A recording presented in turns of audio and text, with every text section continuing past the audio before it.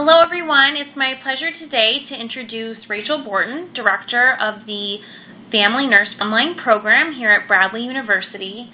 And Rachel is here to discuss and share information and requirements for the FNP program Practicums today. And we'll talk a little specifically more about timelines, due dates, clinical requirements, preceptor packets, core competencies, and tips and tricks for finding a preceptor. So we know this is a hot topic, and we want to jump right in here and share as much information as possible. So without further ado, I'm going to turn it over to Rachel. Thank you, Sarah. So I understand that, one of the first probably challenges and nervous moments of a student returning to school is thinking about finding preceptors, and it can be a little overwhelming. And so Sarah and I have worked together to create this webinar to hopefully kind of alleviate some of those fears. So first of all, how quickly should you find a preceptor? As soon as possible. I cannot emphasize that enough. Many students will start practicum at different rotations depending on your program. So you will find there listed on the PowerPoint that if you're in the DNP FNP program, you actually don't start clinicals until the 8th semester in the program. But let me tell you, that will arrive very quickly. And if you are just reaching out to providers that you work with, different potential resources, it's okay to say, hey, I've been accepted into this FNP program, and this time next year, I'm going to need a preceptor. What do you think? Would you be interested in letting me precept with you? And just having that conversation, initiating that dialogue will be so helpful.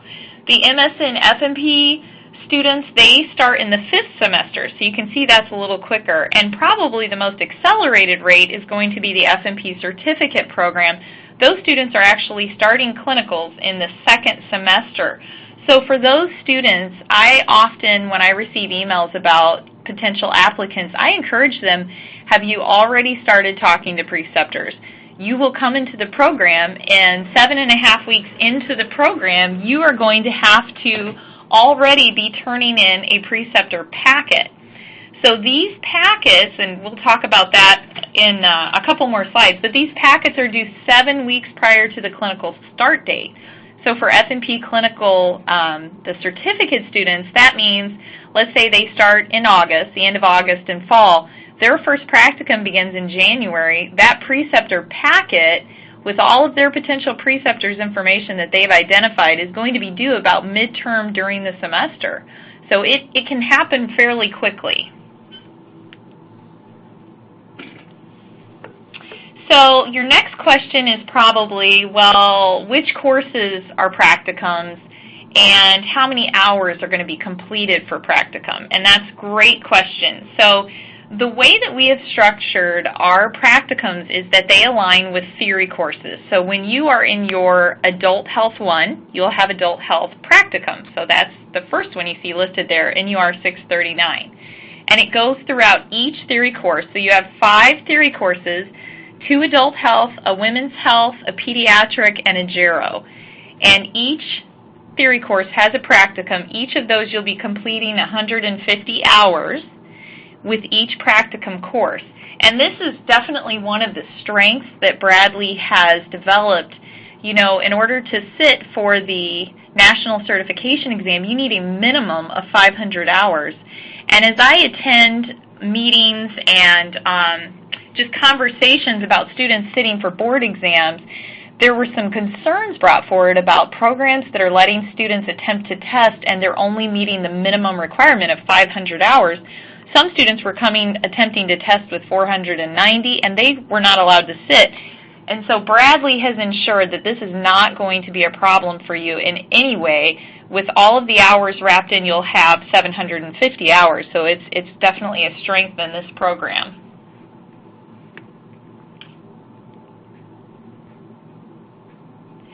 So what is required for clinicals, and when is it due? I kind of talked about you have that 7 weeks where you're going to be anticipating turning in a preceptor packet. Well, even before you turn a preceptor packet in, as you can imagine, working in healthcare, there's going to be health requirements that you need to complete. And as you can also imagine, I'm sure you understand that every institution, as is every university, will have different requirements for you. So for Bradley, in order for you to be in our program and prior to clinical start, you need to have these health requirements completed. There are certain immunizations that you need to have had, or they are titers that you can get tested for. For example, Hep B. You've probably had that 10, 12 years ago, and so within the past year, you have the choice of either getting the Hep B series again or getting titers tested showing that you have those antibodies present against the hepatitis B antigens. You need a physical exam, just showing health and wellness. You need to have completed a certified background and drug screen. You will need to purchase malpractice insurance, and this is something that is purchased through Bradley. And you'll also be setting up a Typhon account. And Typhon is an electronic portal that we utilize for students to insert their clinical hours and their documentation in. And then, of course, CPR is also a requirement.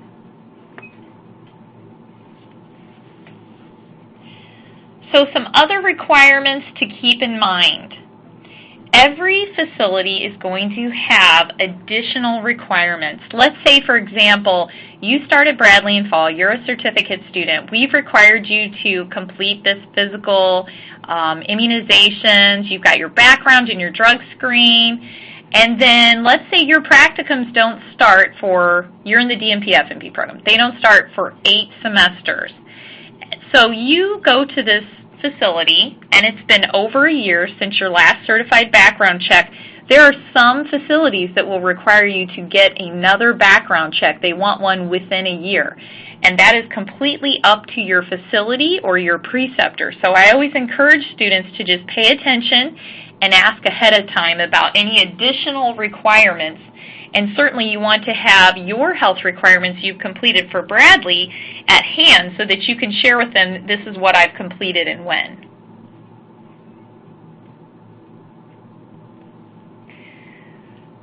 Some other things that are required for you, you will have to watch an OSHA video, a HIPAA video, there's some information about Typhon, and there will be a form that you sign indicating that you have watched those videos, and you will be sending that in to our administrative support, Stephanie.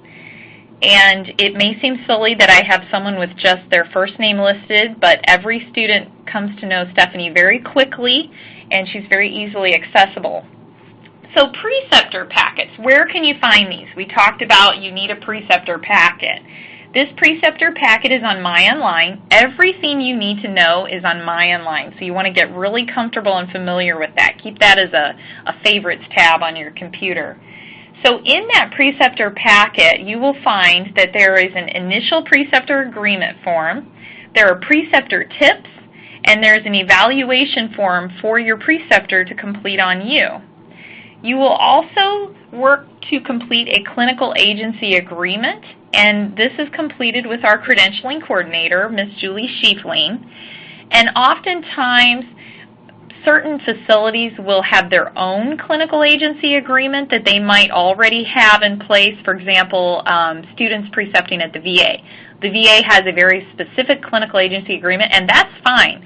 And they will typically notify students of that immediately, and then Julie and you would work together with completing that clinical agency agreement. So I think you can kind of see what's going on, that this is a process, and there's forms and there's paperwork, and so that's why we encourage you the sooner the better. How do you submit that preceptor packet? So talking about submitting the preceptor packet, what you want to do, once you have it completed, your preceptor is going to sign it, you're going to put in the address of where you're going to be, what course you're taking this for, and this information can be sent to Stephanie, and her email is provided there, or you may fax it to her. And once your preceptor has been reviewed, you will receive an email stating whether they were approved or not approved. You will find out fairly quickly. I would say at least within 5 business days.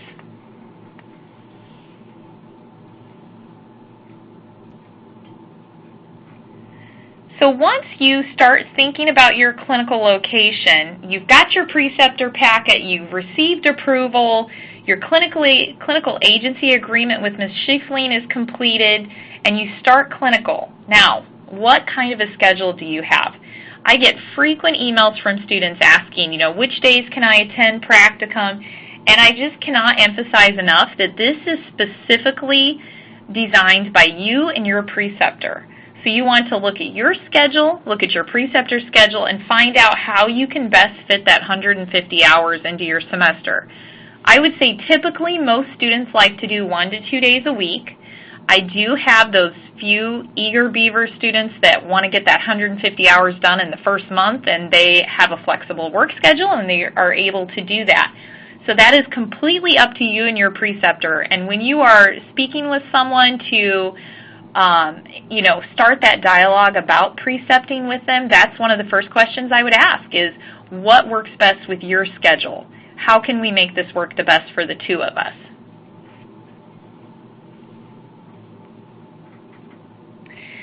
So then, the next question you're thinking is, okay, now I know how to turn my preceptor packet in, but how can I find a preceptor? Contact all of your acquaintances, any friends, any providers. Most of you are either working in a hospital, a nursing home, you might be working in home health care. You are coming into daily contact with providers, and you really are just going to have to put yourself out there, and you'll be surprised how many people, number one, will be excited that you're going back to school, and number two, might possibly be interested in being a preceptor for you. So places that you can use, where can you complete your practicums in? Hospitals, primary care.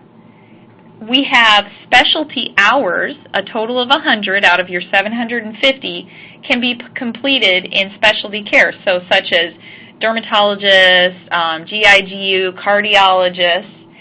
Other areas for your regular hours, urgent care, quick care, prompt care, minute clinics.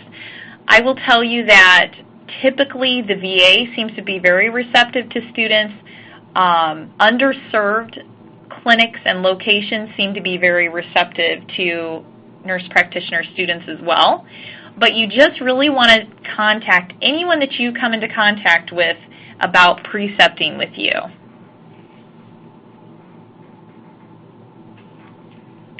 So some commonly asked questions. When I think about commonly asked questions, here are some of the questions that come to mind. Are there any organizations out there that can specifically help me find a preceptor? Yes. Sigma Theta Tau is one. The national certification bodies that you will decide to test with, either the ANCC or the AANP, both of those have provider banks.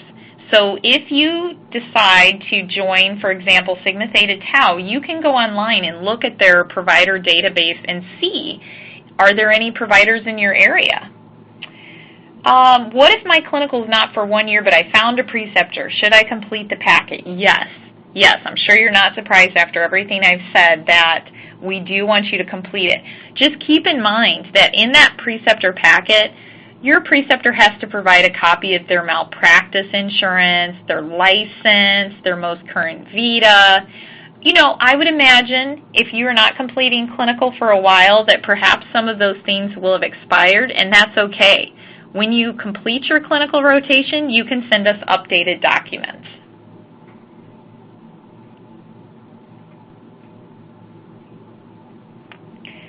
A few other commonly asked questions, a couple more that I can think about. Can I reuse my preceptor? Sometimes it can be so challenging to find your first preceptor, and before you know it, you're already into 643, your second practicum.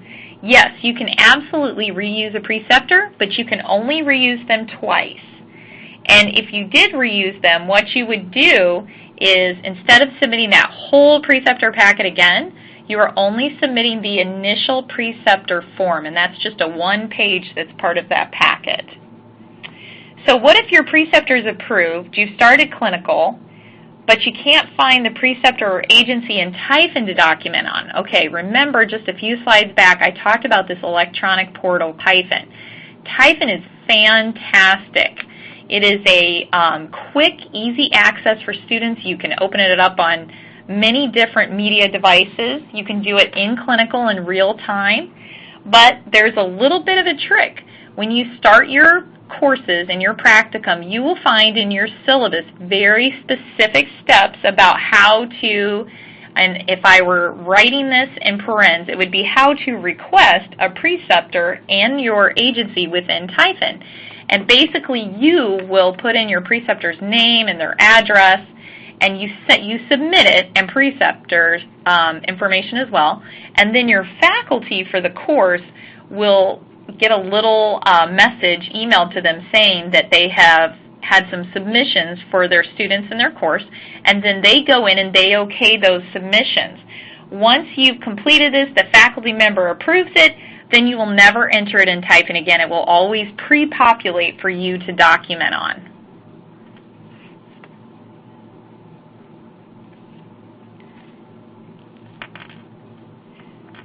A couple other questions that I can think of. Do I need to have all nurse practitioners, or are they all going to be doctors? Well, here's the rule for that. Based on our certification bodies, nurse practitioner students in a nurse practitioner program need to have the majority of their preceptors be nurse practitioners. And I think that kind of makes sense, but I just kind of spell it out here that out of your 5 preceptors, 3 of those need to be nurse practitioners. So who can be your preceptor? Advanced practice nurses, medical doctors, and DOs, doctors of osteopaths. Who cannot be your preceptor? PAs, or physician assistants, CNSs or CNLs, so certified nurse leaders. And the reason for that is because these are other mid-level providers that function in completely different roles than you will as a nurse practitioner. And so if you precept with one of them, it's really going to blur the lines and make it very challenging for you to learn from them.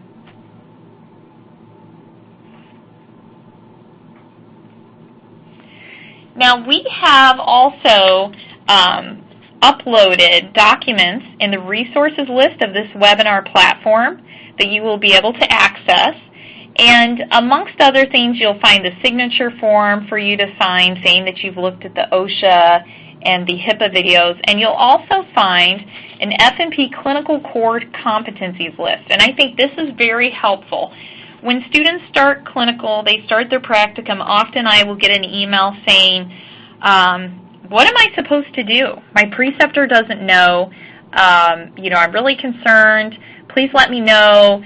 I haven't done a pap smear and I'm halfway through my semester. Questions like that. So what this list does is it breaks out every theory and practicum corresponding course, and it tells you, for example, your first adult health practicum. There's a recommendation that says you should at least do 3 well-visit physicals. And you should at least do 5 episodic sick visits. You should at least do 1 sports physical. You should at least do 2 hospital follow-ups and 2 routine follow-ups. And then there's 1 new consult. These are recommendations, and I am completely aware that every preceptor, every patient's going to be a little different. So this is not a must complete or will not pass the course. It's just a recommendation about these are competencies that you want to keep your eyes out, and when you have a patient come in and perhaps it's not one you've been assigned to, you can tell your preceptor, hey, I need to do a sports physical and I haven't done one yet. Would you mind if I go ahead and do that so I can get that off on my competency list? And then there's some other items that are encouraged but not required. For example, an IND, sutures and removal, stapling, steroid injections, etc. So that's just some information to help you really just set you up for success during your practicum rotation. But I would encourage you to utilize those resources, print them off. If you have any questions or any concerns, please contact your academic advisor, and we'll be happy to elaborate on that for you. All right. Well, thank you very much for spending your time with me today.